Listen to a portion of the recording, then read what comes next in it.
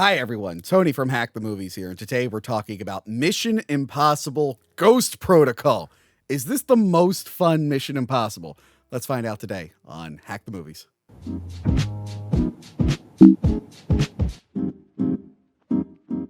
Hi Angela. Hey Tony. We just did another commentary track. We did. We got 4 in the can, and we got 3 others to do until the new movie comes out. We're making our progress. We're making progress. So yeah, we just did a commentary track, which is available at patreon.com/hackthemovies. And you know what? You don't even need to join Patreon to listen to it. If you want, you can just buy it individually. Really? For $3. That is the lowest they will allow me to price things. I mean, I think that's a steal. That is, but that's just for one track. For $5, if you pledge, you get all the commentary tracks. Okay, I mean, then you might as well, like, And- bulk, you know. I don't mean to shill early, but Patreon has an RSS feature. So I have all the commentary tracks on their own RSS feed on there on like Spotify, or you can just manually put your RSS feed. But also all the bonus videos we did, like that one we did for Mortuary. I uploaded them natively, and they have their own RSS feed. So you can just listen to audio versions of our bonus shows. It's also convenient. It really is. And that mortuary episode was so good. That was good. That was a case, I think, where I said, like, you don't have to do notes, and then you did a lot of notes. I did do a lot. Today, not so much. But that day, I came in with pages. Anyway, Patreon. That's my little badge they gave me for being an ambassador. Cute. So yes, that commentary track should be up now at the time of this episode. But yes, you're going into this super fresh. This is the most fresh you've ever been with Mission Impossible. Just like walked out the door and was like, here we go. I love this movie. This was so fun. I love this one. I mean, I feel like I say I love all of them. 2 is like an ironic love. Yes. It was legitimate when I was 10, but it's become more ironic. This one I legitimately love. This was like a big deal when it came out. Yeah. And I have it here. Mission Impossible 3 didn't make as much money as the other 2. I can see that. Which some smart ass, unless he's a patron and I love him, some smart ass in the comments were like, I don't think J.J. Abrams saved it. This one didn't make as much money as the other 2. And it's like, yeah, but the reviews were overwhelmingly positive that they greenlit a 4th one. And then this one became like the second biggest, I think. Yeah. So yeah, they greenlit it based off the good reaction that 3 got. J.J. Abrams couldn't return. They always, well, maybe not, I don't think they could try to get John Woo back, but they usually try to get the original directors back, and they almost never can. Yeah. But he stayed on as producer. That's why I think Skydance and Bad Robot are attached to this. Yes. He got Josh Applebaum and Andre Nemec to write it. They wrote mostly TV shows, and they wrote and produced Alias, so they were in like the J.J. Abrams camp. Oh, yeah. Yeah. I was trying to see, because I was like, I really love this movie. What else did they write? And it's like, they did the Ninja Turtles reboot. Sometimes there's just like that one spark and it all comes together and nothing else. That first one they did sucked. The second one was actually surprisingly good. Other than the turtles looked like shit because they were held over from the first one. Oh, yeah. We did a What is the Worst Ninja Turtles episode. Go back and check out that episode. So he got them involved. And then of all people, they got Brad Bird to direct. Yes. Who did like Ratatouille and The Incredibles. Yeah, he's like a Pixar guy. Yeah, he's like an animation guy. I think he did some work on The Simpsons. I think he directed the Do the Bartman music video from years ago. Yeah, so they got an animation guy to switch over to live action. And it works really well. I mean, this is definitely the most cartoonish of all them. I was going to say, you can kind of feel it. And I think also there's really a little bit more comedic beats in this one. Yeah. Which I like. Yes, which I like. Like I said, the good thing about the first 4, and I think we said this before, but also like with the Alien movies, the first 4 have such a strong director like print on them. Like each one feels like that director in this world. Where going forward from this, it's just Christopher McQuarrie over and over again, which is fine. I miss when they all had an individual feel. Yeah, he did a great job. And then like after this, he did one other live action film. It was Disney's Tomorrowland with George Clooney. Oh, I didn't see it. I heard it wasn't very good. Yeah, that's not one that you're like, you know what, we gotta rewatch.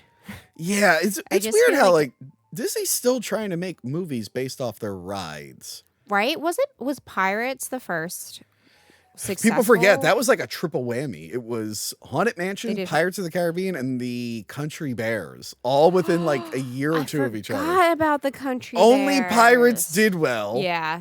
And then was it a few years ago they did the Haunted Mansion, again, and then they tried to do Jungle Cruise, and yeah, Tomorrowland. They did. I watched Jungle Cruise, and it felt like Jumanji plus like a couple it was like Pirates of the Caribbean plus Jumanji, but like it really only worked really once. watered. And honestly, Pirates only like 2 of them are good. Yeah, agreed. But also like how you like Pirates of the like just pirate things are just so fun in the first place. I think that you already kind of had like a little leg up there.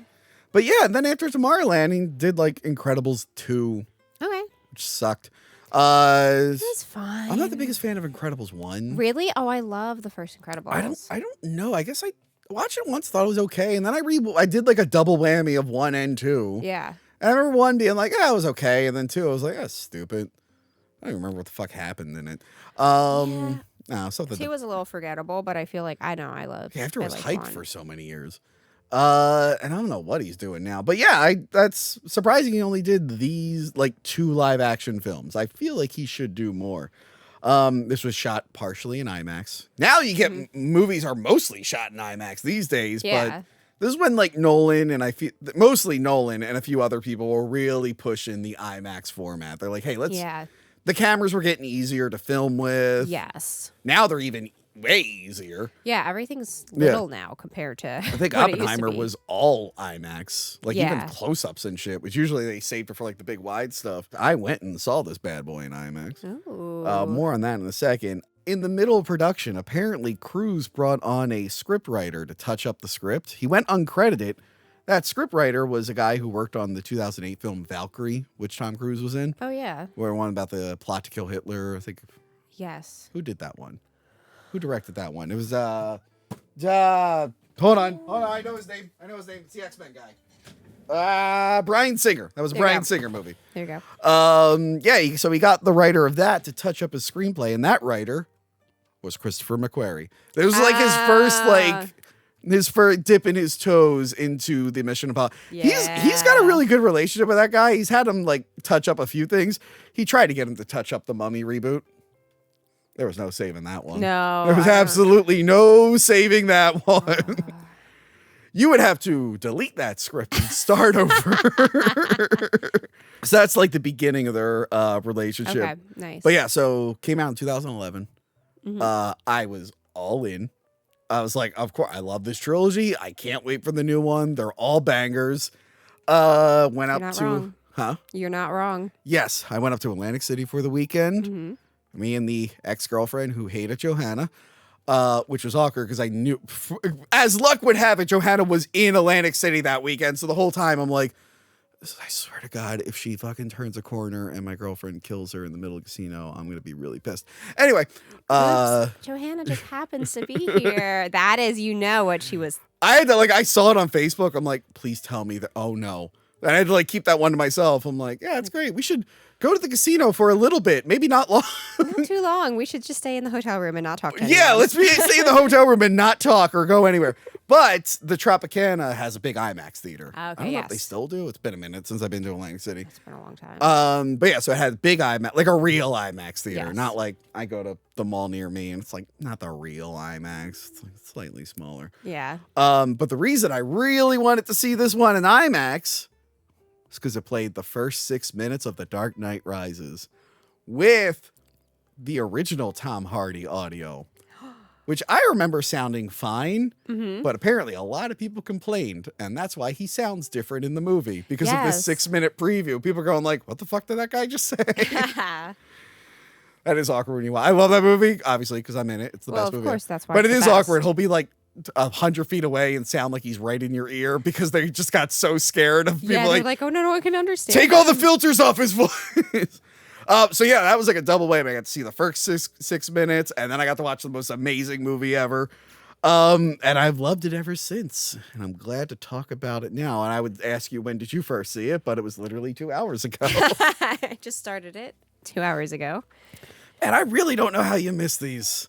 I don't know either. Maybe I get like we were young when the first one came out, but I feel like by the time this one came out, it should have piqued your interest.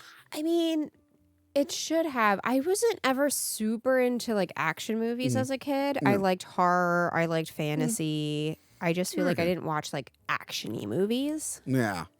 But you liked Mission Impossible, the show. Were you watching at that point or was it till later?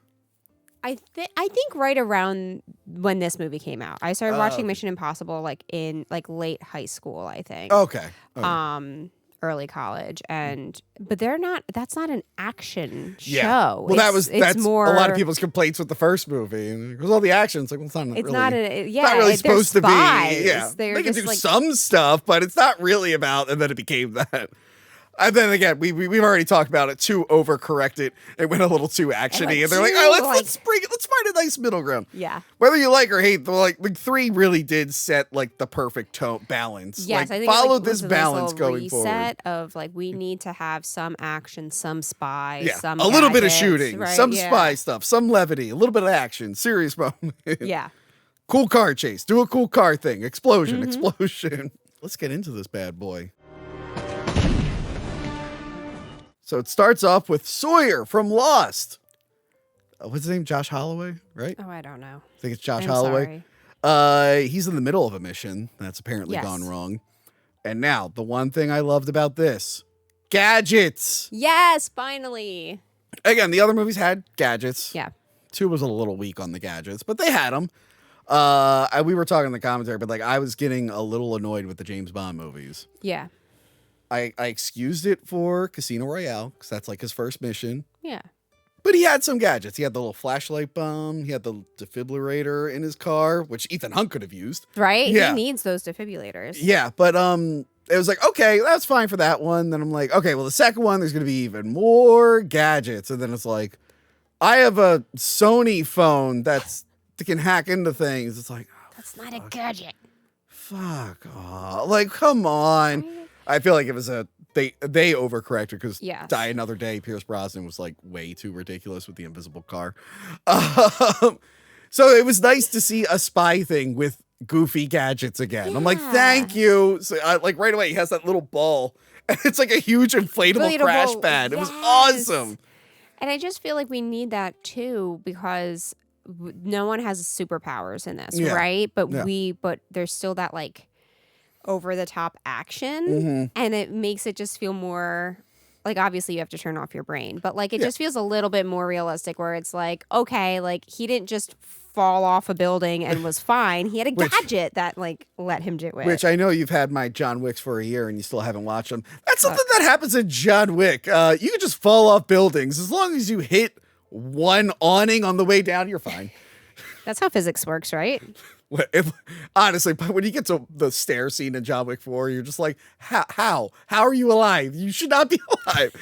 But so you're right. I appreciate movies like this being like, and we're like just pretend, and then it's just something fun. It just adds like a fun element to it where you don't have to like. You're like, by the way, if mini crash pads existed, that's the only way I would ever exit a building. I'd be like, all right, see you later, and I would just jump out the window. I'm like, yeah. No time for the stairs. I do it at your studio. It would be a problem. Tony, I have like one window or street level. Bye. Doesn't have the time to inflate like a, like, you know. Like... It actually launches me up. Oh, that could work too. I can jump onto it like trampoline. Yes. So yeah, as he's walking, he gets a little notification about an assassin nearby, and it's Leah Seydow, who plays Sabine. She's an assassin. She kills him. Yeah, that's what assassins do. Yes. She knew that he was IMF for some reason. This is the first time I ever saw her in a movie. She's been in a bunch of French films, indie films. She ends up being in the James Bond films. But yeah, I always really liked her. She was recently in Dune Part 2. Yes. She's the one that gives Fade Ratha the test and then has his kid. Those girls are up to no good. I didn't watch the Dune show. Did anyone watch? I was supposed to review that with a friend of mine, and I keep forgetting to watch it. I just never watched it. Just keep forgetting to watch. I keep forgetting there's a Dune TV show I should watch. Is that also on Max? Yeah. I know a friend who was like super into Dune. I'm like, I should probably watch that. Eric Wong, if you're listening, sorry, I'll watch it soon. We'll do that episode. One day. Then we cut to prison in Moscow. Ethan Hunt's in prison for some reason. Well, no, he's not in Moscow. He's in Russia somewhere. Yes. So he's in prison. We don't know why, but Benji is there to break him out. Yep. Along with a new lady, Jane, who's in the sewer getting ready to set something up. Ethan breaks out and he can just walk out of prison, but he needs to help his informant. Yes. He's very noble, that Ethan Hunt. I mean, yeah, you're like, presumably the informant's in prison because of him, right? Like, there's some kind of reason. I feel like he's got to look out for his sources. Yeah. Not that he's the nicest guy in the world, his cousin's an arms dealer, but it's an informant. He needs to help him. But the problem is Benji let all the prisoners out as a cover. It's like, oh, they might kill him. So I love that whole thing where Benji won't let him out. Yeah, he's like, no, just leave. And he's just like, and he's like staring at the camera. And I love that, like, Benji like delays and like I love that look Tom Cruise gives to the security guards. Like, can you believe this guy? Then he threatens him. He's like, right? He's like, I see you. He's like, okay. Lets him out. He's just kicking all kinds of ass. He saves his informant. Yep. And then it is funny seeing Benji in the field. That was another thing. I like that. Because seeing Mission Impossible 3, I'm like, I wish he was in the whole movie. Right. I wish he was in the whole movie. For a hot sec, and this was fun having him. When I heard they were bumping him up to like the main, and he's every movie since he has been on the team. You know how they usually swap out the team other than Luther? They're like, no, we're bringing Benji back. We are missing Luther on this one though, and that makes Luther. me sad. I forgot. I thought I looked it up, but I guess I didn't. For whatever reason, Luther. He does show up, but he's not part of the team. He's not in the actual story for this one, unfortunately. Yeah. You know, Luther can have a break. That's true. He deserves a break. He can have a day off. He was kind of forced into Mission Impossible. He was the bad. He wasn't a good guy in the beginning, and he was like ends up working. Wanted for hacking. Like they were like, all right, well at least recruit you. You could be our hacker. Yeah. But Benji's a great ad. Yeah. He gives that when Ethan Hunt wants to jump in and do something ridiculous, he's the one who's kind of like, guys, what is he had so many good like he'll either point it out or he'll like not realize how severe it is and think it's fine. He's also in the J.J. Abrams camp at this point. He had been in Star Trek. He was going to be he's eventually would be in J.J. Abrams' Star Wars. Mm-hmm. He breaks the informant out. Paula Patton, who plays Jane, has an earthquake machine. She does. Which I feel like that would have solved a lot of their problems. This should have been used on day one. Yeah, really. Or like reused later. On everything. They should always be having that earthquake machine. But yeah, it sends like a seismic thing and breaks the floor. It's just like, and then I love this. They light the fuse. And this is the first time I can think where like the fuse is actually part of like the narrative and the intro. Light the fuse.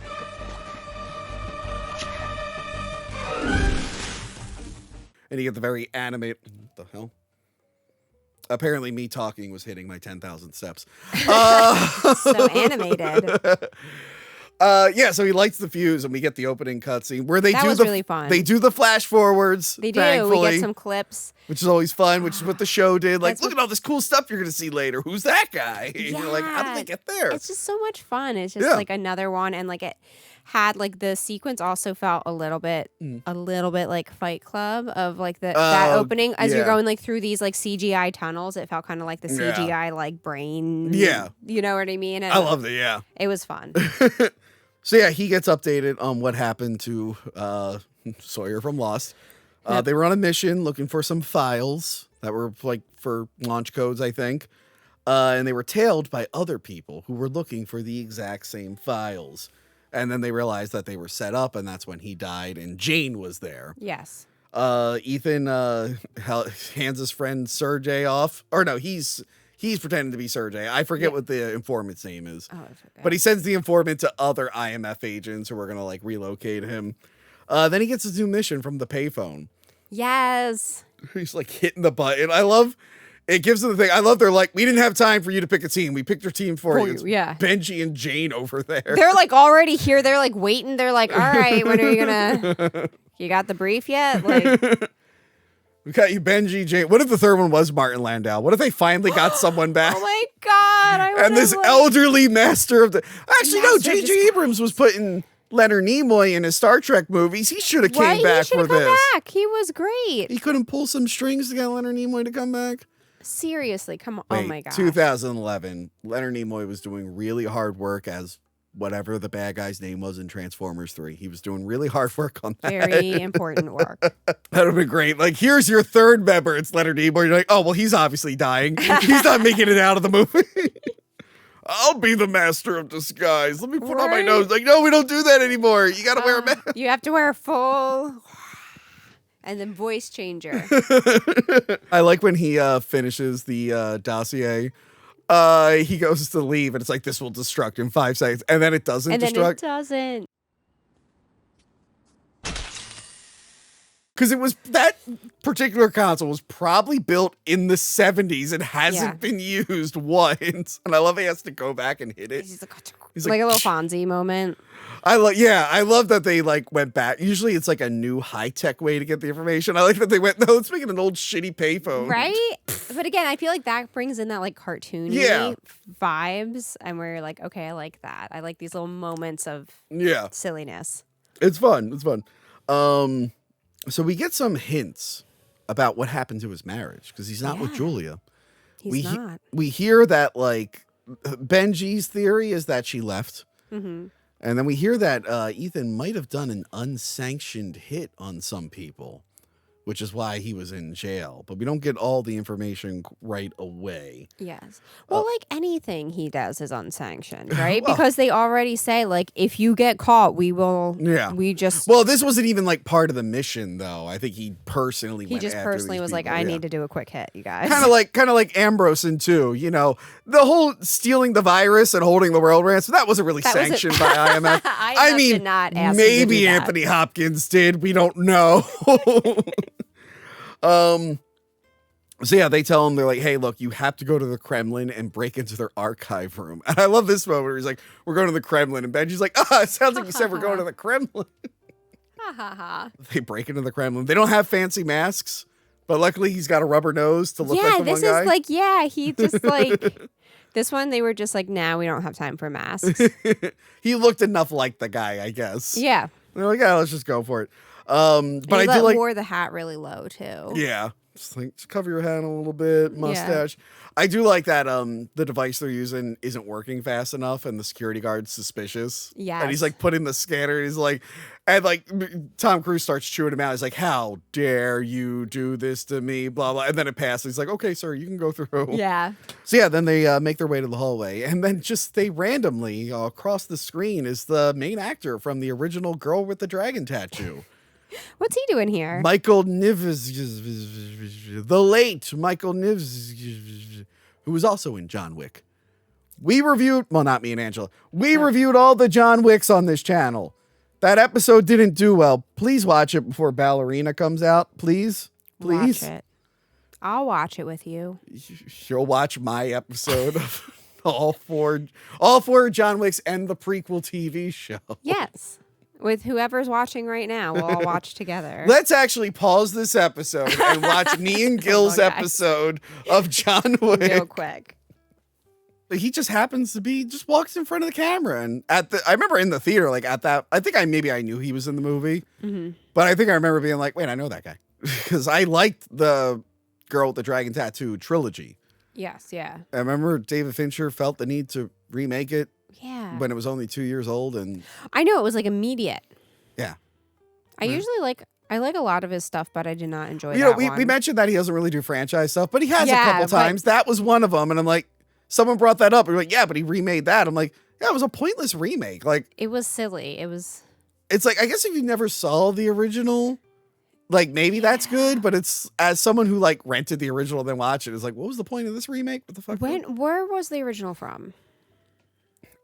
I Sweden. I don't know. Right? Yeah, I feel like that was also around the same time as like they did like the vampire one. Let the right one in. Let the right one in, and they turn into Let Me In, which I hear is a decent remake. It's just pointless. Yeah. They remade it again as a show, like a 6-part series. I need to read the novel. I did not read the novel. Which by read, I mean I have the audio version. I just haven't had time to listen to it. We'll come back with what is the best Let the Right One In? There we go. But I feel like that was like the thing at the time was like remaking these Swedish like Norwegian movies. But it was just like, just dub them. Like, yeah, right? Just dub them. They were great. I mean, they're great as is. I hate when they do that. It's like, unless you're like really changing things up, like changing the location, which I think Let Me In did. It like changed the location of the story. I do love, speaking of remakes, with Tom Cruise. Vanilla Sky. No. I liked that. I liked both versions, like the Spanish version and Vanilla Sky. I understood Vanilla Sky a lot better. I feel like they're like, you can get those little hidden moments. Yeah. And I don't know if they're just not in the Spanish one or if it's like I don't speak Spanish and they don't translate well. Do you know what I mean? On subtitles, like it just like... You know what I've yet to watch? I saw the remake of... What was it? Speak No Evil, that movie that came out with James McAvoy. As it was coming out on Amazon, they had the original version that's only like 2-3 years old. But I purposely didn't watch it because I wanted to go in fresh. Yeah. But apparently the movies are almost exactly the same except for the ending. But I haven't gone back and watched the original. So, but from what I hear, the remake has a better ending. So we'll see what happens. Anyway, back to this. Sorry. They're in the Kremlin. They have to distract a security guard. Yeah. And they have a machine that its sole purpose is to just make it sound like water's dripping. From a different place, though, like from far away. Now, I know this is being used in the field as a distraction method, but I'm thinking like in universe, why was this designed? Like that had to be torture, right? They had to just be like, let's just fuck with these people, make it think that there's a drip that they'll never find. That's like definitely like how you start like a gaslight, like you know what I mean, like really like driving someone into madness. Beep, beep. What the hell? You're like, I don't hear anything. There is no leak. What do you mean there's a leak? So when he goes away, they set up a big a fold out screen that has a camera / projector onto it. Yes. And it's the most amazing. It is you apparently are not familiar with this movie, but the movie Toys, starring Robin Williams. That is a what is it? Not Barry Sonnenfeld. The guy who did Rain Man. It's one of his movies. That is one of those like it's a script that like sat for a really long time. It was really coveted, and it was like a passion project. And when it came out, it was just a mess. Yeah. Some people love it. It's a great movie to watch. It's visually like incredible. Yeah. The story is ridiculously stupid. But at one point, there's a guy with a security camera and they like distract him and they build a fake wall and like move it up. This is like the big budget version of that, but it's way cooler because like it scans the guy's eyes. So no matter where he moves, it'll look like where it's supposed to be. Like, which is funny because I don't know. I just also feel like perspective should have worked either way if it was, but I like it. I like they went the extra step. Yeah. And so it's a really, really tense scene because they have to be real quiet the whole time. Yeah. And they're like moving like really slowly. And I do like at one point they like screw up and Simon Pegg stands up and his face fills the entire is the screen. They have to grab him real quick. Whoop. So they break into the archive to look for whatever file they need to look for. Yeah. It's not there. Oh no. And it turns out the guy from Girl with the Dragon Tattoo is killing someone. He has the file.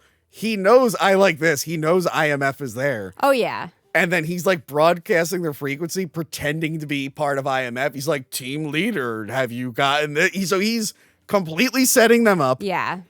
Which again, it's another movie where Ethan Hunt has been set up. He's just constantly framed. He's always set up. I don't know why they got to just take him off these cases. Really? 2 is the only one he's not set up. Right? He really is the only one.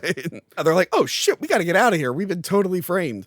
Also, speaking of other gadgets, Jane had a camera that was in charge of a balloon, which had another little camera on it. It was like a low-tech, high-tech drone. Yeah. It was like lower tech than our current drones, but like higher tech than whatever you had in 2011. Yeah. It was a lot of fun. Again, a little HDV camera. Remember know. those? A little handy cam, like just controlling this balloon, like literal red balloon, like wolf balloon style. Red balloons. Yeah. Should have been 99 of them. Have that song in your head, assholes. So yeah, they have to escape. Benji gets out. They split up.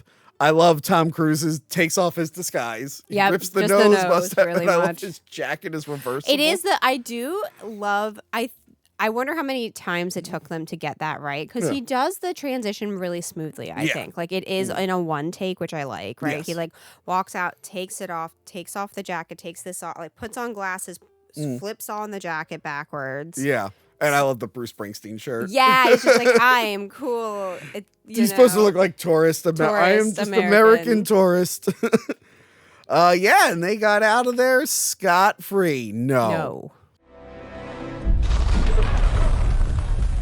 The Kremlin blows up.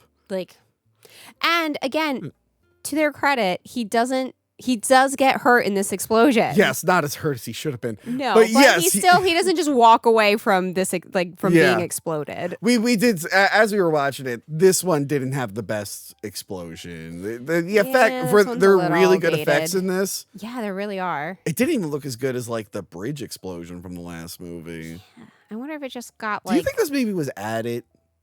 Maybe this feels like you didn't need to blow up the Kremlin. I'm not quite sure why that was I don't know if that was an add to the script. Well, then he is in a hospital afterwards. I don't know. Maybe that was something they added to spice up the script. Yeah. But yeah, the Kremlin blows. It's kind of cool because you see like the ground quake first and then everything blows up and he's like running in the car lot. But yeah, it fucking takes him out. He wakes up in a hospital and the cops are totally on to him because they found his reversible jacket. I know. They're like, oh. Like, two sides to the same jacket. Yeah, they're like, that's weird that your bomber jacket has Russian military stuff on the inside. That doesn't seem right. So he's like, what's it called? Handcuffed to the bed. He's handcuffed, but these guys are not aware of who he is. They don't know that, one, he can read lips. And two, he's got, if you put a paper clip in there, we talked about this, him and Hannibal Lecter, all they need are a pack of 100 paper clips and they'll be unstoppable. Yeah. They will get out of any situation. The problem is one would be eating people and the other would be like, stop. Oh, that's a great question. Who would win in a showdown between Ethan Hunt and Hannibal Lecter? Hannibal Lecter. Are you kidding me? No. Ethan Hunt. Sorry. I don't know. I think we got to see. I think we need to put this into like a software. No, you forget. You forget that Hannibal Lecter had disadvantages. He's insane. It's that line from Red Dragon. Oh, you had disadvantages. Like, what are those? Like, you're insane. Okay, you got me. Yeah, truth. Hannibal didn't need to leave a cookbook with all the stuff highlighted if he has a photographic memory. It's almost like he wanted to get caught. Yeah, because then he could oops, now I got to eat you. Fun fact, all my Hannibal reviews have been compiled into one video or an audio file that you just watch or listen to. Where? On YouTube or wherever on the same podcast feed you're listening to now or watching now. That's exciting. Well, on YouTube, we have a compilation playlist. Gotcha. And on it's just on as a compilation on the podcast feed. If you want to hear me, Johanna, and that one episode we did with Trisha talk about Hannibal Lecter for 5 hours, there you go. All 5 movies, because we also threw Manhunter in there. Anyway, so yeah, he gets out, and I like that he escapes to the ledge, and there's just nowhere to go. There's just no. And again, another great moment of levity, where he's just like, "This wasn't a good idea." And he's like, "It seemed like one a few minutes ago." And he's just like, "You want to jump?" He's just like. And I thought he was gonna jump into the garbage, which we were joking. Like they always do that in movies, and I'm like. There's sharp stuff in trash cans. This isn't a pillow garbage. Yeah, I was going to say, this isn't, if it was the garbage at the pillow factory, I'll probably feel more confident jumping into it, but. Not outside a hospital. As someone who lived in an apartment complex with dumpsters, I was throwing all kinds of shit in there. I would never want to jump in there. Nope. Just broken furniture with jaggedy wood. It'll cushion my fall. Ah! So yeah, he almost walks back, but luckily a van comes by. And as we learn with Mission Impossible 3 is that you can land softly on the top of a metal van. Yeah. And you'll be totally... You're moving, the van's moving. It's like a whole thing. He like slides onto it and then it hits the brake and he falls onto the ground. The like, fall from the top of the van to the floor would be so hurtful. And again, if that were me, I'd be like, I'm going back to the hospital. I think I broke every bone in my body. How old was he at this point? I don't know. He's not young. He had to be pushing 50 at this point, right? Right? Because I'm trying to think. He's like, what? What did he start in? Risky Business in the early 80s? Hold on. This is at least... How old was Tom Cruise in... I would say he has to be at least 50 because he's 25. They were filming this in 2010. How old was Tom Cruise? He was 48 years old. Yeah, he's pushing. Yeah. Angela, if I fall off a van onto concrete, I'm dead. Granted, he's in better shape than me. But I'm 35, and that I know there's assholes in the comments going, "Oh, you're only 35. I thought you were 60." I see those comments. They're hurtful. Yeah, so like that, and then he gets up and walks away barefoot with his feet all fucked up. Right? On, he's just like, I can do it. It's fine, guys. At least he's allowing himself to get hurt in these. Where remember the second one, our main complaint was that he was like Superman. Yeah, he was like indestructible. He was always inconvenienced. He was never really hurt. Yeah. This one, they're beating the shit out of him constantly. And then he just gets more beat up as they go on. It's actually a lot of fun. So then we see a man who's watching the news. And he's very disturbed by the bombing, and he's telling his family, he's like, we gotta go right now. But then the bad guy's there. It's a great, like, he's like, wife, we have to go. Not my wife. He's like, hello, we have work to do. And it's like, okay, so whoever this guy is, the bad guys want him for some reason. Then Tom Cruise. Then Ethan Hunt meets up with Tom Wilkinson's character, who is the secretary. We never saw the secretary in these. Finally, after years of wondering who is disavowing all of this knowledge. Well, I assume there's multiple secretaries. Because I don't think... all of the secretaries? Like, I mean, like, clearly there's different ones throughout the years. Yeah, I was gonna say. I mean, like, which I don't know if you... I didn't want you to think that maybe Tom Wilkinson was the secretary when Peter Graves was calling the shots. It's just like... He'd be the mailroom at IMF while that was happening. Yeah. But yeah, so we finally meet a secretary, because I don't think... But like they don't say what it's secretary of what, right? It's not the Secretary of Defense, is it? The Secretary of just say secretary. State? Like I don't know, they just say secretary. That's what I mean. Does Alec Baldwin become the secretary? I think we see another secretary in the ones coming up. No, but I forget if they clarify what, because the other ones that we're about to watch, the government usually kind of gets involved. They're kind of fed up with IMF shit. IMF is like fucking They're literally up. one of the, I think Fallout, like they are ready to shut them down. They're like, you guys are a fucking problem and a pain in our ass. Yeah, well, why do they keep getting infiltrated enough that like someone can keep framing one of their Angela, best... The branches of the military or in government are not allowed to accuse other ones of being infiltrated. It happens a lot. That would be like a stone throwing session. Everyone would be pointing fingers. It's best to not just... See, now this is... I'll die. I won't go off on my nuclear war existential crisis. Yeah, Angela had an existential crisis during the thing. In the middle of this I'm trying to enjoy like a fun spy movie. She's like, what if we all die? Anyway, he's telling him like, hey, look, the secretary has initiated Ghost Protocol. Everyone at IMF has been disavowed. You're going to return to America where the bombing will be placed on you and your agents and you will take the fall and presumably be executed for it. Right. I don't think people look lightly on that. And it's like, oh, that's fucked. Also, we learn here before he says Ghost Protocol, Jeremy Irons. That'd be weird if Jeremy Irons was there. Jeremy Renner is Brandt, a new character. Yes. Which the rumor was, is he replacing Ethan Hunt? Because I think at this point, or it was either around this, maybe the year after or year before, they put out Bourne Legacy. Yeah. where he was a different Treadstone agent. I think that movie is happening the same time as Part 3 is happening, but I think the idea was like he would be the new Jason Bourne. Didn't happen. They did a fourth one that I still have not watched.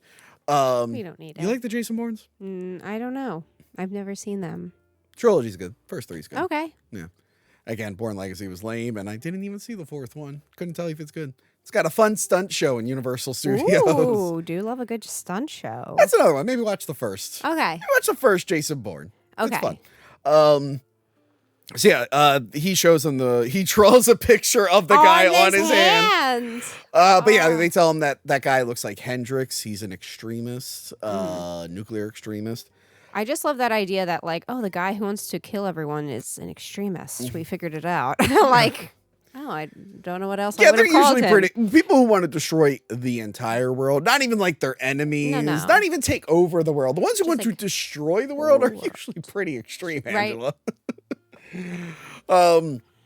So yeah, so he gets updated on who the guy is, but then he tells him everyone's been disavowed. And I like, he's like, you're going to do this, you're going to do this. And then like, there's like a little bit of pause. He's like, unless of course you knock me out and Brandt, and then you go to this location where I've sent your team, an off-grid thing. So like the secretary like knew this would happen at some point. Right. And he was prepared. He had a backup plan for if he ever had to disavow IMF.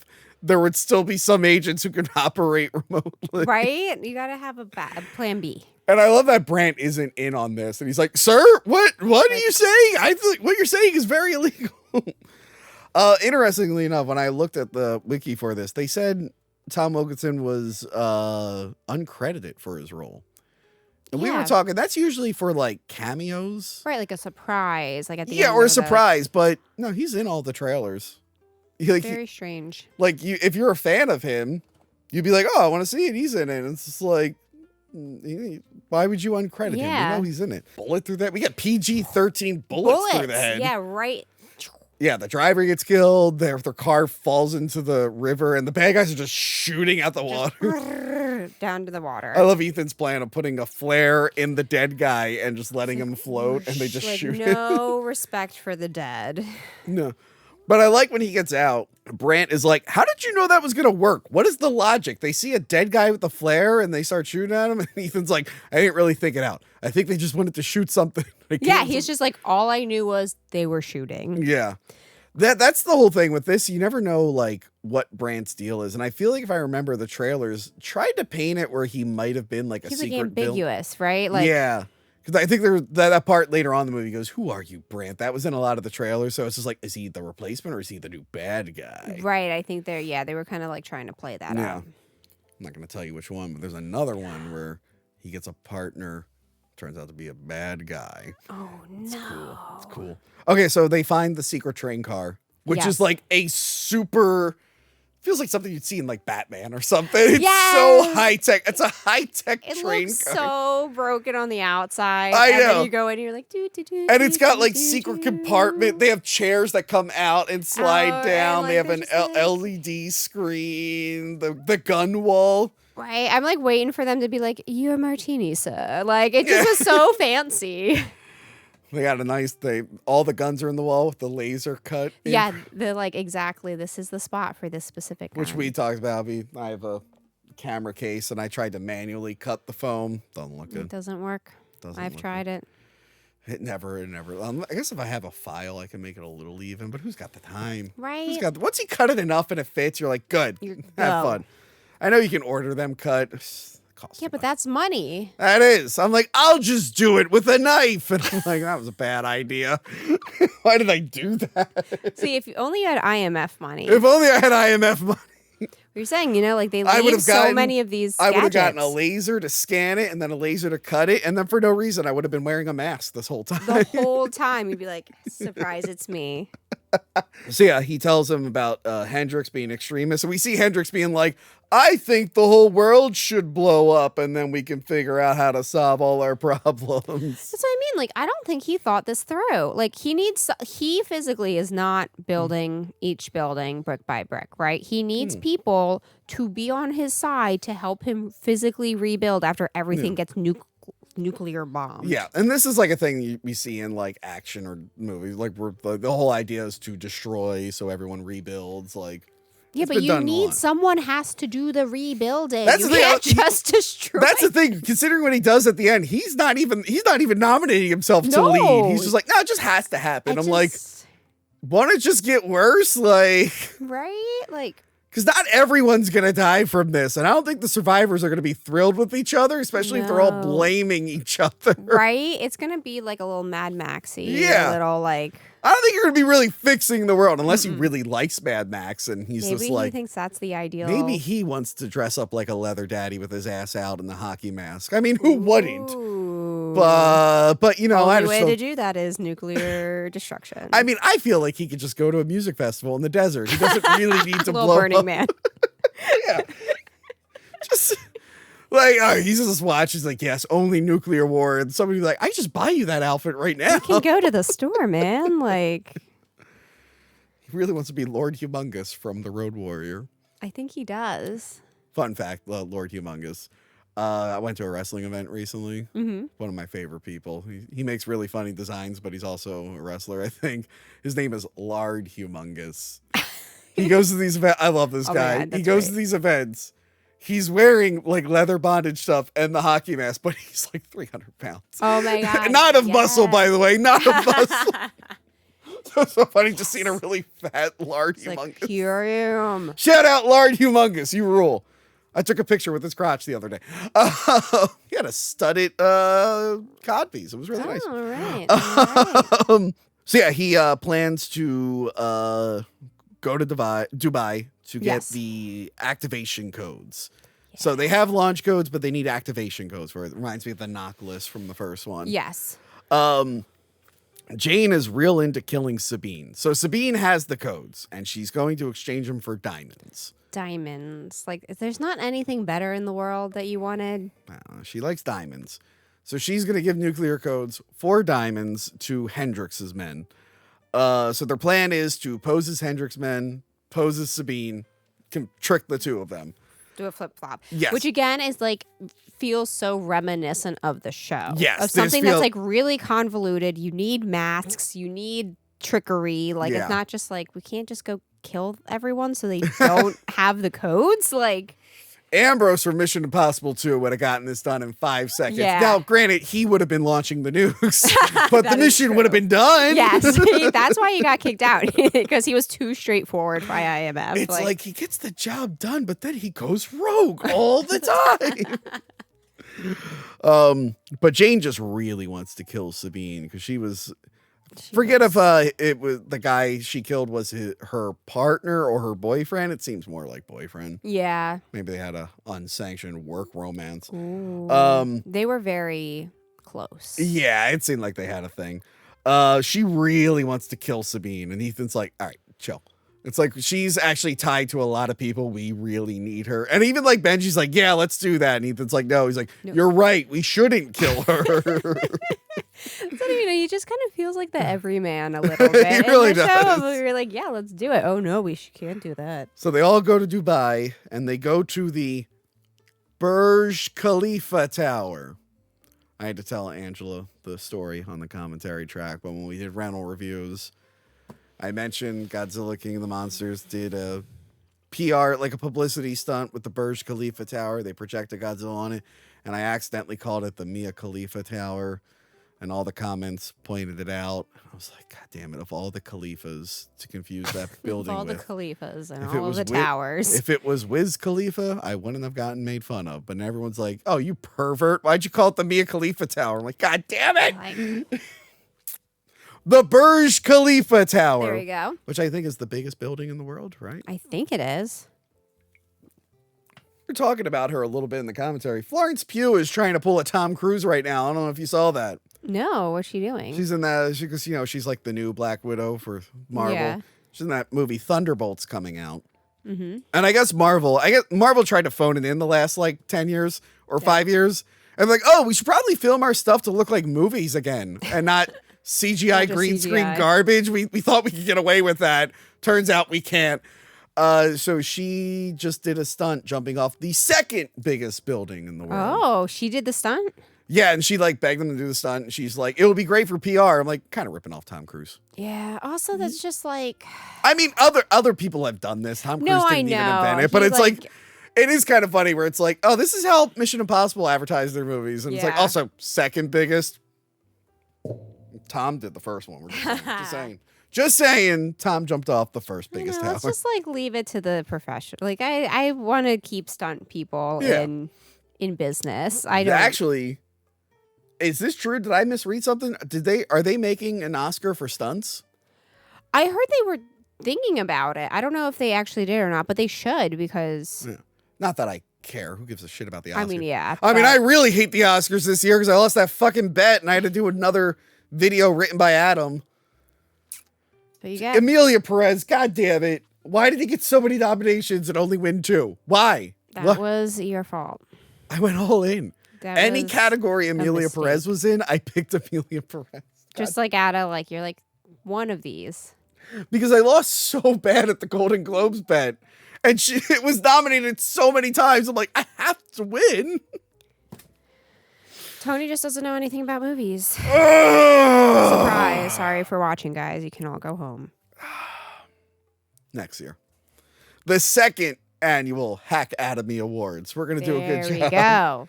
Anyway, so yeah, they get into the tower, they get ready to do their plan, and they're like, oh, by the way, you got to break into the server room from the outside. And I love that Benji's saying it so casually, because he never has to do any of this stuff. No, he doesn't have to. Yeah, and Ethan's like, what do you mean the outside? He's like, oh, well, because IMF's closed down, I don't have a guy who could break into the security, and it's military grade, so we have to break in. He can't shut everything down remotely. He's like, what?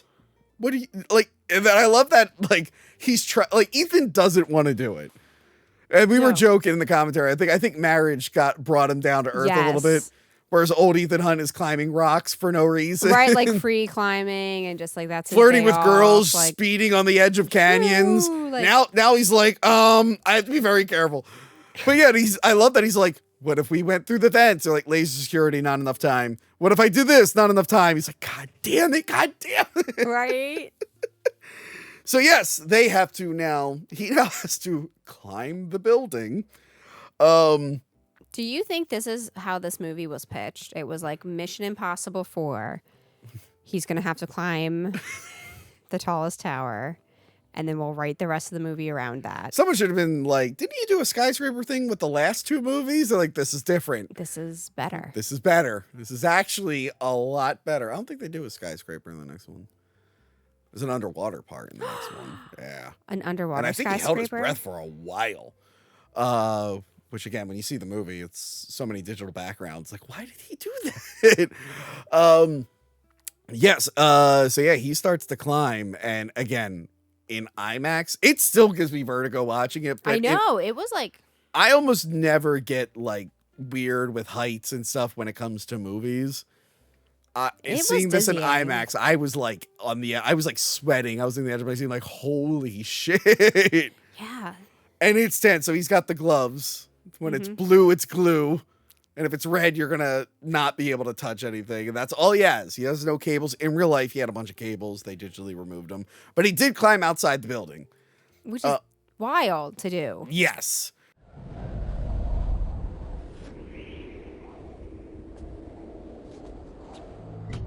It's insane. And that was when they really started pushing the stunts as, I mean, they were kind of doing it, but like now every movie, there's the one big stunt that they show in all the advertisements. And they're like, this is the reason you're coming for the movie. This one, the one after this is him hanging on the side of the plane. Mm-hmm. I think for Fallout, it was him swinging from the helicopter, and also when he jumped over the buildings and actually broke his leg. He actually did that. Oh, right. I remember hearing about that. They left the shot in the movie, too.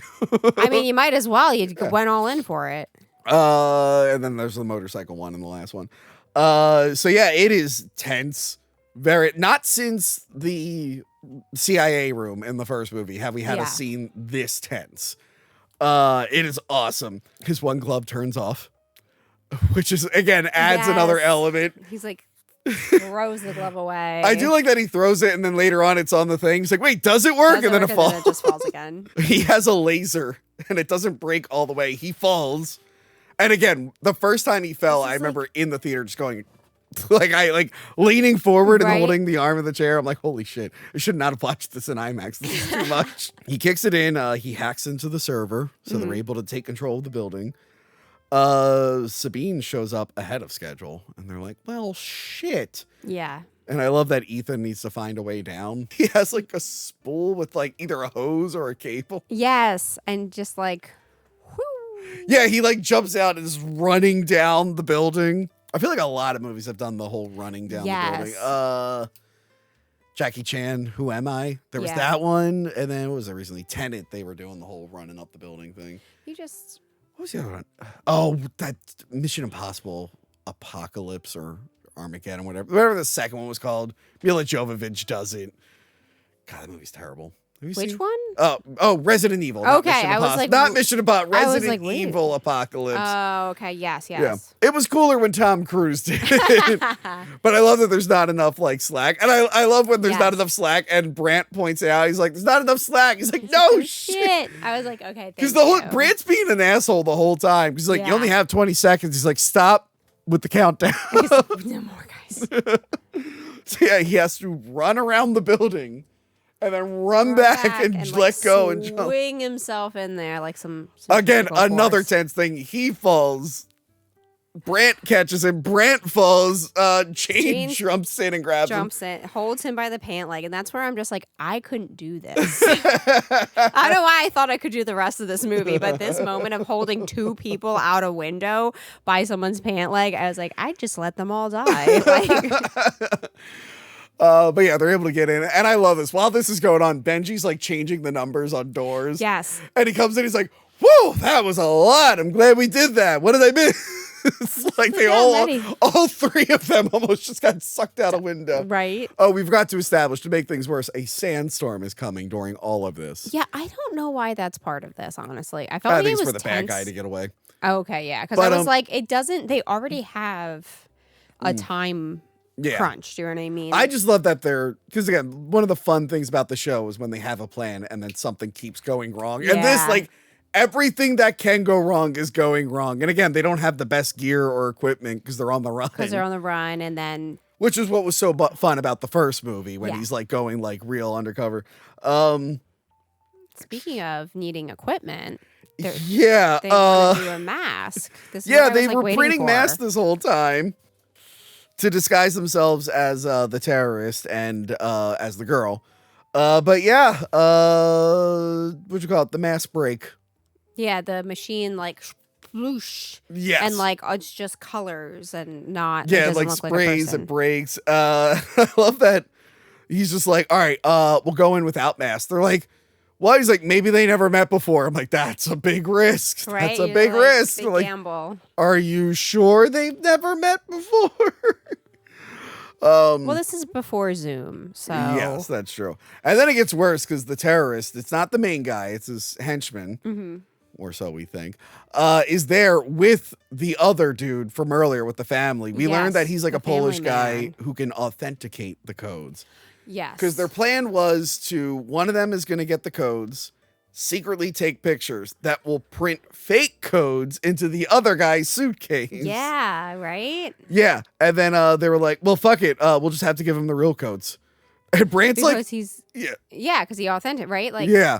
And Brant's like, absolutely not. Yeah. But he's like, tell me if there's any other way. Is there any other way we could go about this? Like, fuck, you're right. So yeah, Ethan and Brant meet with Sabine, who's the dealer, and then Jane is pretending to be the dealer, meeting with the terrorists, who are the clients. While this is happening, Benji is pretending to be room service. Yes, and the like gorgeous little yellow jacket. Yeah, he's got like, the fake with the fake arm. So he has like a fake arm that's constantly holding a towel, and he's like using his other hand to grab stuff. So he's gonna run like everything back and forth for them. So yeah, they grab the diamonds and transfer the codes. Everything's seemingly going well. And I love that as soon as the terrorists authenticated, they're like, all right, we're leaving, goodbye. Yeah. Yeah, they just get up and then he kills the Polish guy. He's like, I don't need you anymore. Goodbye. Right? Yeah. It's like, oh, you did your job. He's like, yeah, release their family. Bang, bang, bang, bang, bang. But then Sabine spots the contact on his eye. She's like, oh shit, you're fake. They fight. Ethan takes off after the terrorist. But the Russian detectives stop him. They followed him all the way to Dubai. They're like in on this. They're like, no. They're like, well, we know who you are. Everyone else is dealing with Sabine, trying to stop her. They get into a tussle, and Jane acts impulsively and kicks her ass out the fucking window. The window. See, I was concerned this whole time. I was like, when are they going to put the glass back in this window? A sandstorm's coming. And I was like, oh, well, good thing they didn't do that. But then I kept joking, like, because immediately after this, Ethan's running. And a small part of me just wanted to see, like, her fall, like, next to me. Like, oh, my God. Right? Because, like, who does she land on someone? Like, I don't know. You can't just throw a person out a window. There's not a lot of her left. Again, it's the tallest building in the world. But yeah, he takes off running because we have to have running scenes now. Yeah. We're after that third one, we're all in on Tom Cruise. Running. We got to do this. How does he do that? That run is intense. Yeah, I can't do that run. Man. I can't do that run. I can do the Steven Seagal run. I don't know if you ever saw compilations of Steven Seagal running. I don't think so. Not a compilation, back to back to back. Okay. This is called Steven Seagal running like a girl. He does flail. Yeah. See, I can do that run. Okay, I'm pretty good at that run. Tom Cruise, hard. His like elbows Steven and Seagal this are not connected to the rest of his body. I don't know what's going on with his arm. He's like, it's like he's swatting flies while he's running. Easy run to do. Yes. Easy run to do. The Ethan Hunt run. I can't replace Ethan Hunt. I can replace one can. whoever Seagal played in Under Siege 1 and 2. I can do that pretty easily. So yeah, he is taking off. He runs into the sandstorm. Luckily, he has those goggles. He has, yeah. They make a note that he never took off the goggles. He has to like put them, like hide them in his jacket. And then he's like, good thing I got these. This scene is fine. I get what they're doing. Yeah. They're trying to chase each other through the sandstorm with just the GPS. It's not the most visually. I get the idea behind it. I just don't think it worked.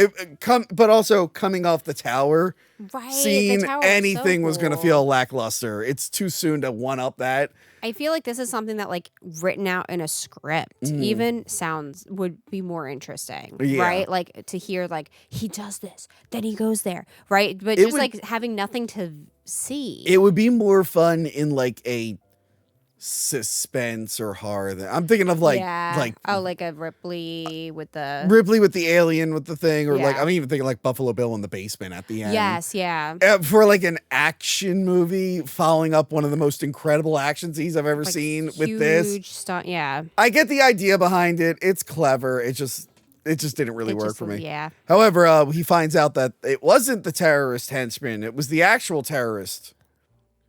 Why was he pretending to be a henchman? Yeah, why was he pretending to be his own second in command? That was bizarre. Right? That's just very strange. But we find out because he sees the mask. And then he tries to grab him. And it rips it off. It rips the mask. And then we see even he has a lot of IMF stuff. How did he get all that stuff? He does. That's suspicious. He's even got the neck thing that changes your voice. Yeah. Interestingly enough. Everyone meets and they're all annoyed with each other. They're all playing the blame game. Yeah, it didn't go as planned. And Ethan doesn't trust Brandt. By the way, Brandt is like an analyst or yeah. I think he's like an analyst. But then like Ethan like pulls a gun on him and stuff, and he completely disarms it. He's like, "You're an agent," and he's like, "We all got our secrets." So yeah, now it's like, what's his deal? And that's the part like, who are you, Brandt? Yeah, that's where they're really playing in that. Yeah. So then, Ethan goes to meet with the guy that he freed earlier in the movie. Yes. Because he's related to arms dealers. And wouldn't you know it, Angela? What?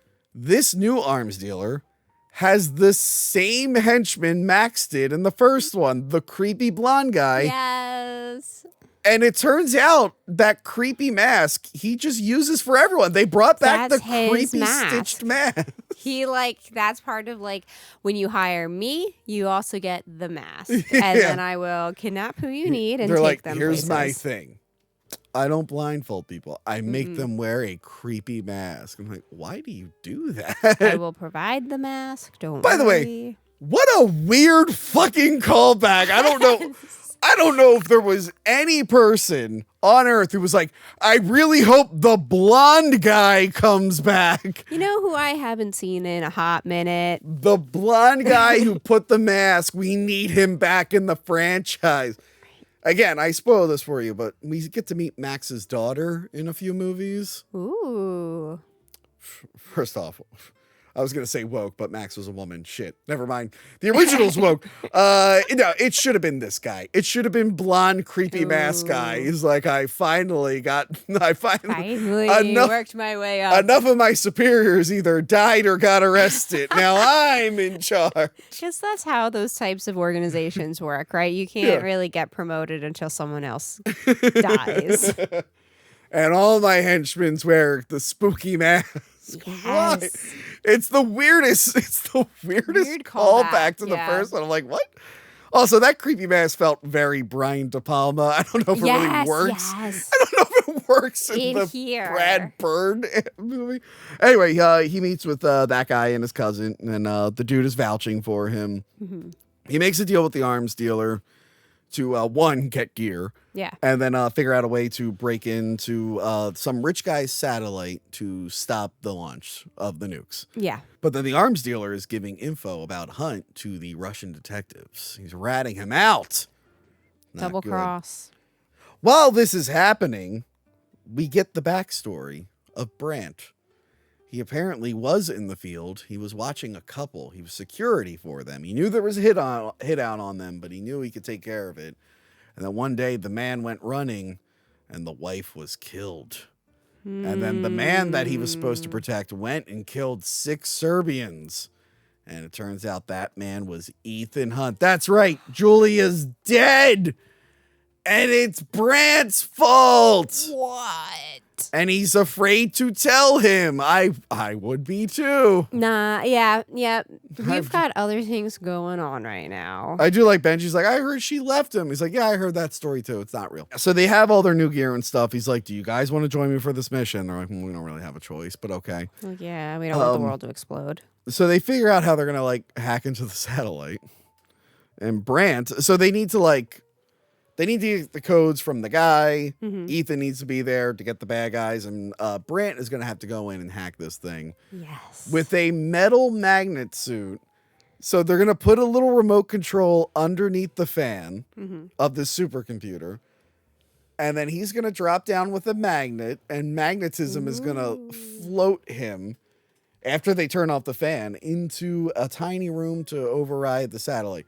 The problem is he has to jump where the fan is, hope the fan is turned off, and then when the fan is turned off, it's going to get boiling hot. So he has to do this all really quickly in a super tight metal suit. Yes, it's perfect. What could go wrong? Brandt thinks a lot could go wrong. He's not really excited for Not this. digging it. Again, this is where I go, just let the nukes drop. I can't You're do like, it. I'm out, y'all. I'm like, if the nuke is close enough to me, I won't feel it. This I'm going to feel. I'm going to feel being sliced up by that fan. They go to Mumbai and they get ready for the heist. Jane is flirting with the rich guy, the host of Slumdog Millionaire. I'm so excited. He's out and about doing things. Yeah. So yeah, she's like flirting with him, trying to gain his trust. Meanwhile, Brandt is too scared to make the leap. Yeah, he's just like, nope. He's like, they're like, jump. You have to jump. Because they turned the fan off. And he jumps, and it is tense. This they were trying to call back to the classic cable scene. Mm-hmm. So now there is no cable. He just falls, and like there's a big spike. Now, you didn't like that they cut away. I didn't like it. I wanted to see the whew. I know. I like that thing, because we've seen the... I know. I like that they cut away to her like squeezing the guy's hand because she's like reacting to it. I thought that was fun. And they linger for a minute where you don't know if he's alive or not.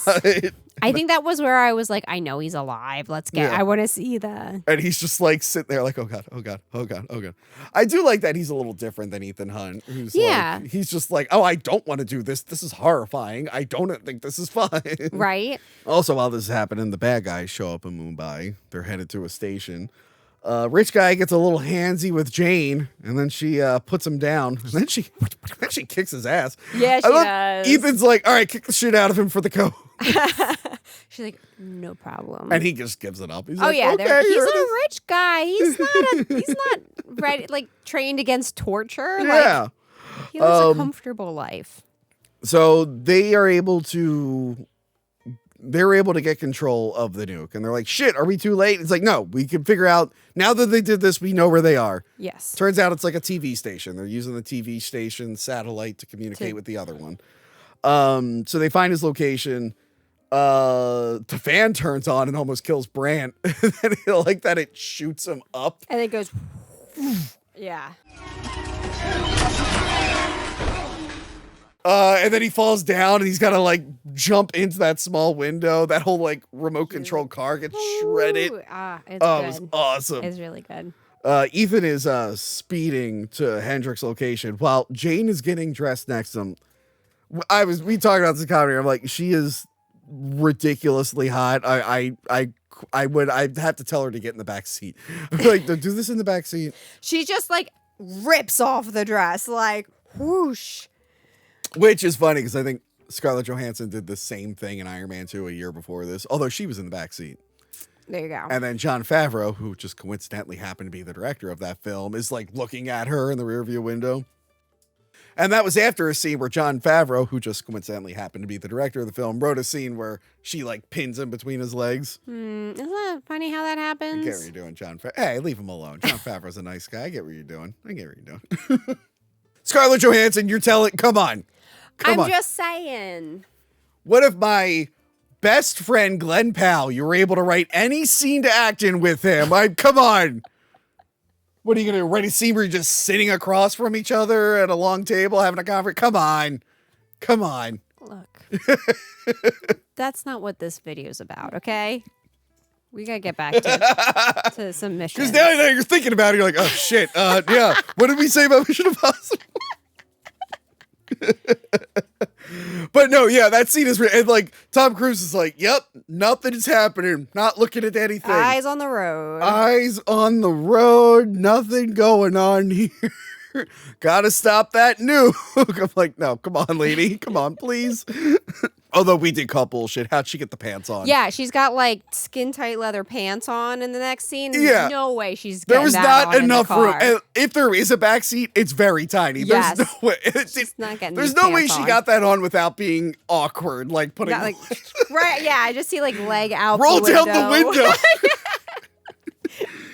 window. Anyway, Hendricks gets a sub to launch a nuke. They were able to get the codes and like, okay, whatever you say, boop. Nuke going up in the air. He goes out. He's like, wow, there will finally be peace once the U.S. blames Russia for hitting them with a nuke and then retaliates and then everyone starts nuking each other. Then we will have... That won't lead to a really long war. Well, nothing will probably be accomplished. And everyone's just dying of radiation poisoning. Yeah. Just slowly dying of radiation poisoning. Yeah, there's going to be a lot of radiation. Like, even if you rebuild, it's like, well... Now we're all horribly mutated. Right? Yeah. I guess, there we go. We fall into the Fallout category. Yeah, and all the people who weren't affected by the fallout, they don't want to interact with us because we're horrible mutant people. Right. He's basically creating Judge Dredd. He's making the Judge Dredd universe. Ooh. Which would be awesome. Judge Dredd 30th anniversary review coming this summer. I already shot it. Oh, okay, great. So it definitely will be here. Yes. Ethan Hunt shows up. Hendricks is like, oh, gotta go. So he's got like what do they call it? It's a briefcase, but what are they? Attaché case. Yeah, but they usually, when it comes to nukes, they call it like the nuclear football. Yeah. So yeah, he's running with that while the other guy, who I'm sure has a name, we're just calling him henchman, is in the station and everyone else has to deal with him. So Jane, Benji, and Brandt have to go deal with him. He's fighting them, but also turning the power off so they can't communicate with the missile. They're like, shit. Right. All the powers are off. They need to get the case and activate the satellite to communicate with the other satellite to turn off the nuke. A lot of wheels in motion here. Yeah. It kind of felt like a video game, like when when you have to split off and like do the two different. Yeah, it really is. Yeah. He like chases the guy to like that car garage, vending machine car garage. Whoop, whoop. which looks cool. I know they exist. So cool. I don't think they're as high tech as this. This looks a little really neat. Yeah, it looks neat as hell, but it looks a little ridiculous. Like a little too futuristic. Although I don't know, maybe it's like even more complex in real life. I don't know.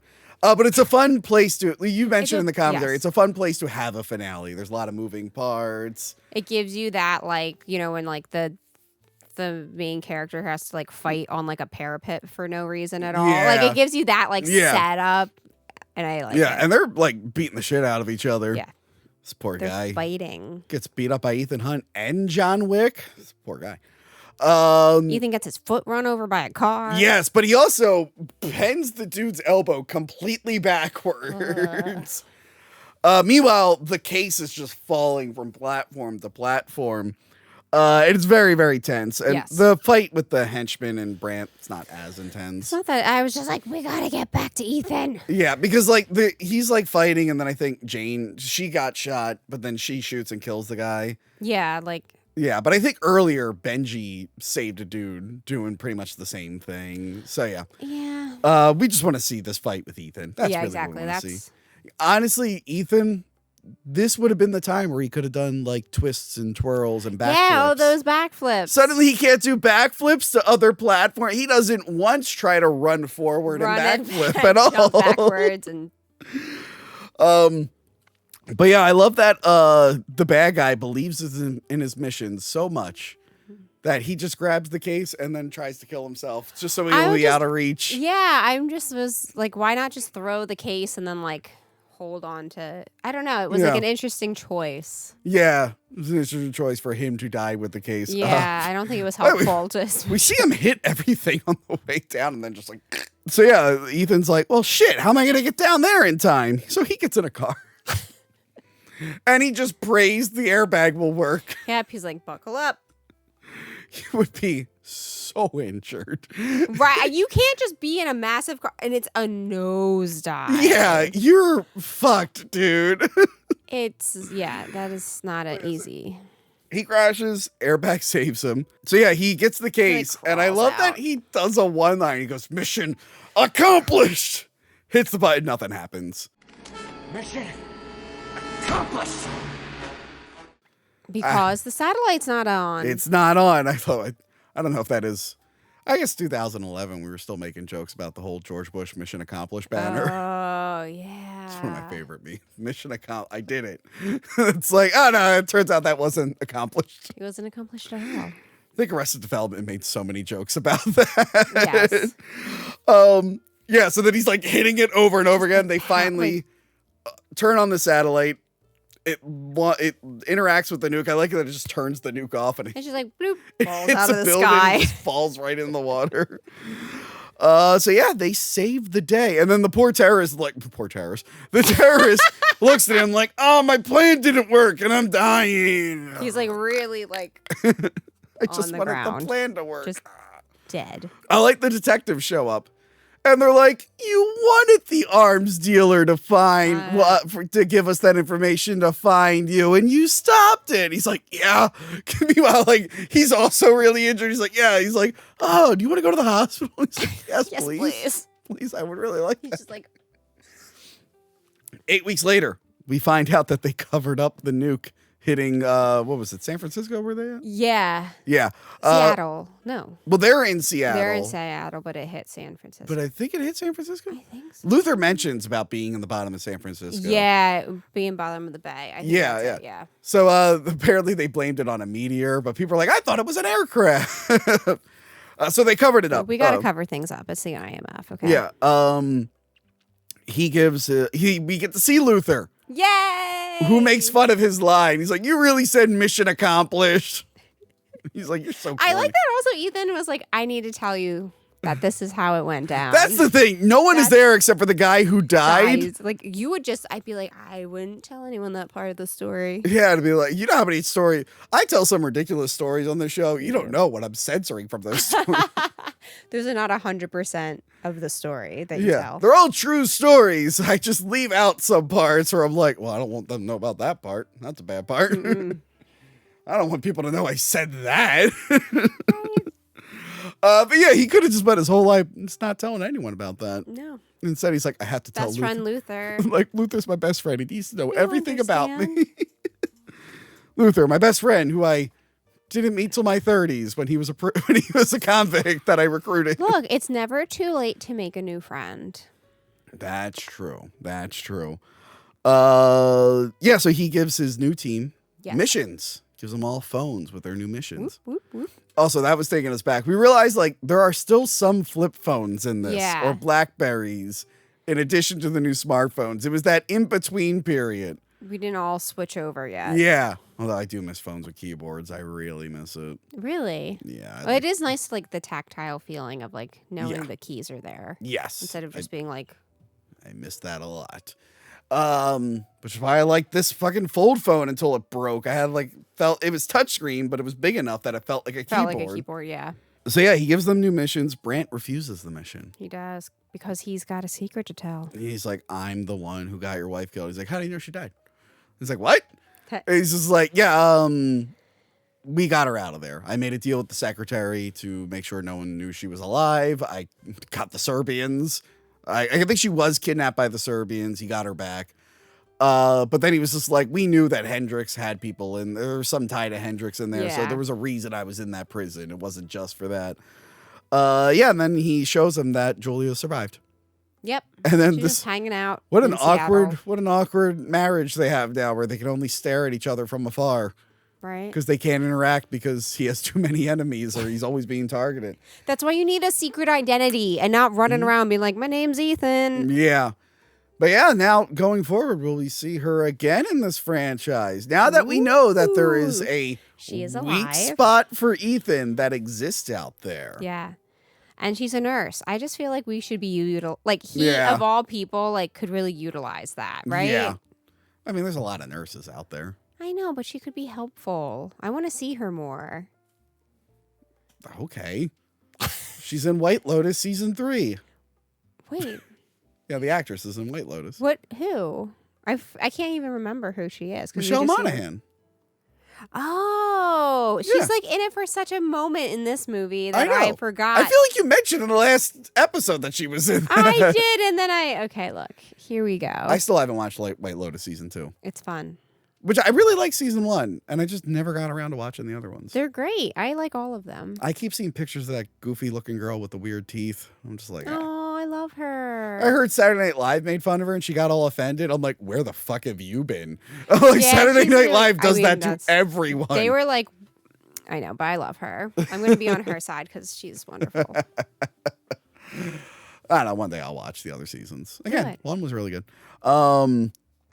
But Julia survived. Everyone's happy. Ethan gets his new mission. Yeah. And this is the first time they've ever done this in the movies.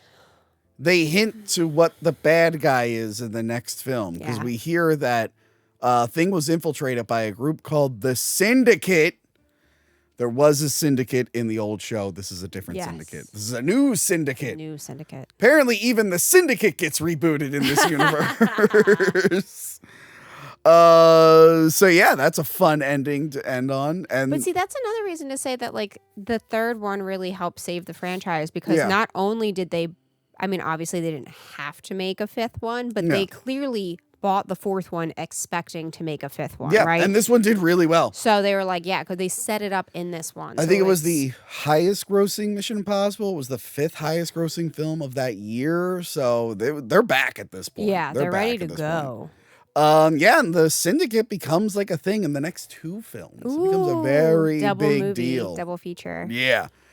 That is it for Mission Impossible Ghost Protocol. What do you think about this one out of all the ones we watched? I really liked it. Yeah. I definitely liked it better than 2 and 3. Objectively. By far, yeah. Even though 2 is my favorite. Even though 2 is amazing, reasons. but yeah. Yeah.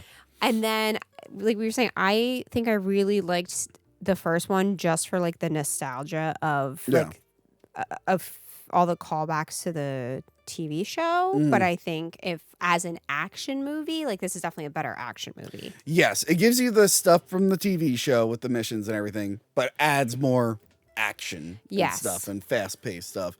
Yeah, it's a solid time. I've always had a good time watching this one. It was fun. I liked it. It's a hard movie to be bummed watching. You're just like, it's so much fun. Yeah, except until you have that existential dread. Well, except for you. You're the only person I've ever met who didn't have fun watching Ghost Protocol. I liked it. I just was worried that the world was going to implode. Like, what if they're I don't think it would implode. That'd be okay, a it would problem. just explode. Is everything okay, Angela? You all right? It's been rough. I'm fine. Anyway. Send get well soons to send. I don't think your DMs are open. No, don't DM me, guys. Don't post a picture on your Instagram that says "Hang in there, baby," and tag Angela there in we go. so she has to see it. Really do that. I want to see. I want Angela to text me that she got 10,000 people tagging her with "Get well soon." Get well soon. Or "Hang in there, baby" with the cat. The cat. Make sure it's the Simpsons one. Yeah, I was gonna say it has to be the Simpsons one. It has to be the Simpsons one. Or you don't want it. That cat's long dead. Yeah, it's a great time. It's a great time. Wow, this was a lot of fun. This was. Thanks for having me. Angela, we got 3 more commentary tracks to do. Yes. It's going to be fun, and then we got to go see that new one. We are. We're going to go see it. Yeah, so the next one is we're going to do the commentary tracks. That way we'll have a whole Mission Impossible album on Patreon. Yes. We will be doing What is the Best Mission Impossible by Christopher McQuarrie. Ooh. Since he did the next 4. And by the way, I've been really upset because I have a goddamn Mission Impossible 4 poster somewhere. The IMAX poster they gave out. Where is it? I cannot find it. I found a bunch of my posters that I put away, and I'm like, obviously it's with all of these. Not in there. I have no idea. It just disappeared? Angela, it was so cool. It was the wick burning, but as the wick went up, it turned into the Burj Khalifa tower. Oh, that's cool. And it was like a black and white and red poster. I'm sad I do have now. the Dead Reckoning Part 1 poster, so at least we'll have that for the next episode. Maybe I'll have 2 at that point. All right. Although now they're going to look stupid side by side because it's going to say Dead Reckoning Part 1, Final Reckoning. I'm like, no, Part 2. God damn it. Anyway, yeah, so come back for those. Please sign up for Patreon. We're having a lot of fun over there. Yeah. You got anything going on, Angela? Any missions you have going on at your video thing? I just have a video studio. Okay.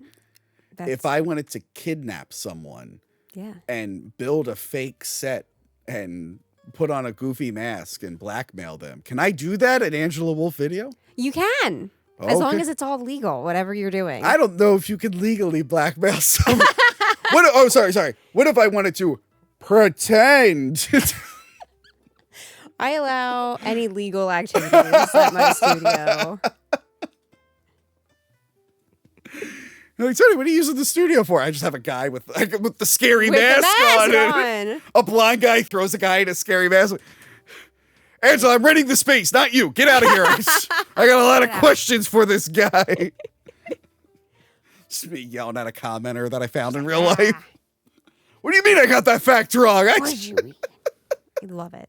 Perfect. But where can I look that up? Just Angela Video. Awesome. Check that out there. And yeah, that's it for me, guys. Goodbye, everyone. Remember to like, comment, and subscribe. Check out our other videos and Patreon page.